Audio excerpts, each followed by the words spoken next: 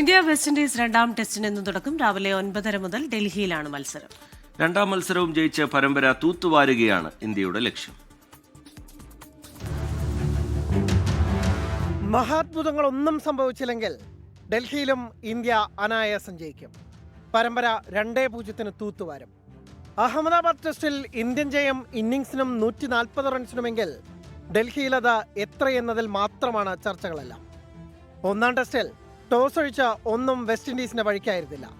2 ഇന്നിംഗ്സിലും 2 session പോലും പൂർത്തിയാക്കാനാവാതെ കീഴടങ്ങി. ഇന്ത്യക്കാകട്ടെ 3 പേരുടെ സെഞ്ചുറിക്കരുത്തിൽ നേടിയ 448 റൺസ് മാത്രം മതിയായിരുന്നു ജയത്തിനായി. ഇന്ത്യയുടെ പ്ലേയിങ് 11-ൽ മാറ്റമുണ്ടാകില്ലെന്നാണ് സൂചനകൾ. സായ് സുദർശന് വീണ്ടും ഒരു അവസരം കൊടുത്തില്ലെങ്കിൽ മാത്രം മലയാളി താരം ദേവദത്ത് പടിക്കൽ ടീമിലെത്തും. ഓസ്ട്രേലിയൻ പര്യടനം മുന്നിൽ കണ്ട മുഹമ്മദ് സിറാജിന് വിശ്രമം നൽകുകയാണെങ്കിൽ പ്രസിദ്ധ് കൃഷ്ണയാകും ജസ്പ്രീത് ബുംറയ്ക്കൊപ്പം പേസ് നിരയിൽ.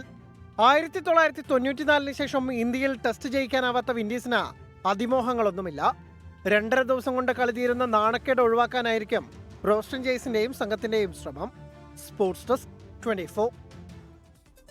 ലോകത്തെവിടെയായാലും ഏത് സമയത്തും 24 വാർത്തകളും ഓഗ്മെന്റഡ് റിയാലിറ്റി പാക്കേജുകളും എക്സ്പ്ലെയിനറുകളും വിശദമായി കാണാൻ ഞങ്ങളുടെ യൂട്യൂബ് ചാനൽ നിങ്ങൾക്ക് സബ്സ്ക്രൈബ് ചെയ്യാം.